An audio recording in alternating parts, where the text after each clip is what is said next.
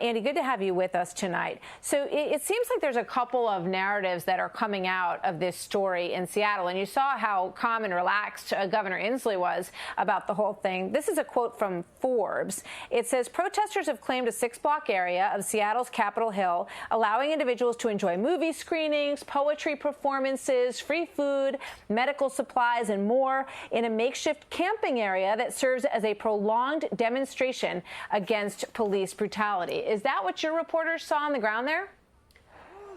Well, that's part of it, but that's not the full picture. It's hard for me to overstate the anarchy that's on the streets in a neighborhood in the largest city in the Pacific Northwest. You have here a group of several hundred people who have laid siege to a territory and have claimed it as a separate political entity from the United States. And aside from images of them dancing and having a good time, they also have people going around who are armed and acting as security and also border checkpoints. So to go through, you have to go through these physical barriers that have been set up. And it's complete anarchy because the police precinct that was there has been boarded up. The police have abandoned it. So if you happen to live in that area, if you happen to run a business in that area, you are on your own.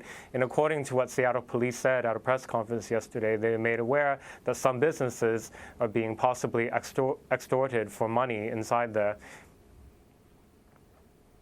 So, I mean, who are those businesses to turn to if they're being extorted? And there was one document that was online that was sort of giving people advice about chemicals and how there are pool companies in our district here that maybe might have some of these chemicals. That has since been taken down. But where do they go? Who do they call if they're scared?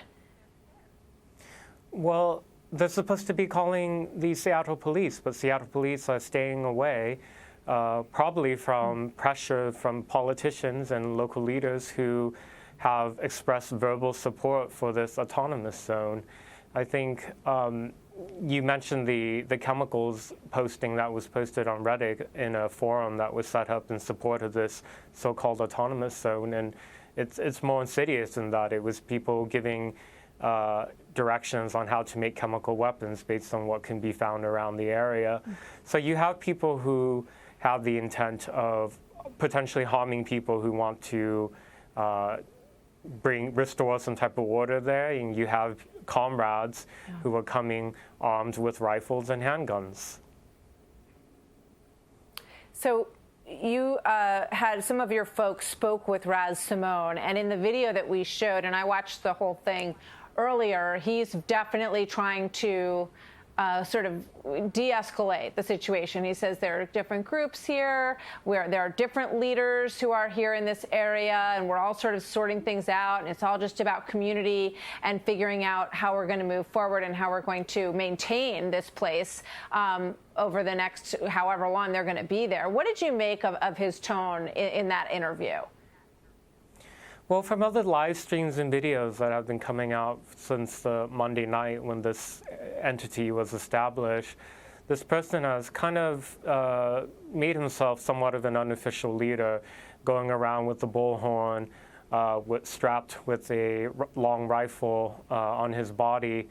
And even though those within this camp, the extremists inside, say that they have no leaders, in the absence of power, there will be those who will take advantage of the situation to elevate themselves. And I think potentially that's what we're seeing with this one individual and others as well. Yeah. And I just hope that those who are stuck there, who live there, who work there, are no longer failed by Seattle politicians. Yeah. Before I let you go, Antifa, you've been studying this group for a long time.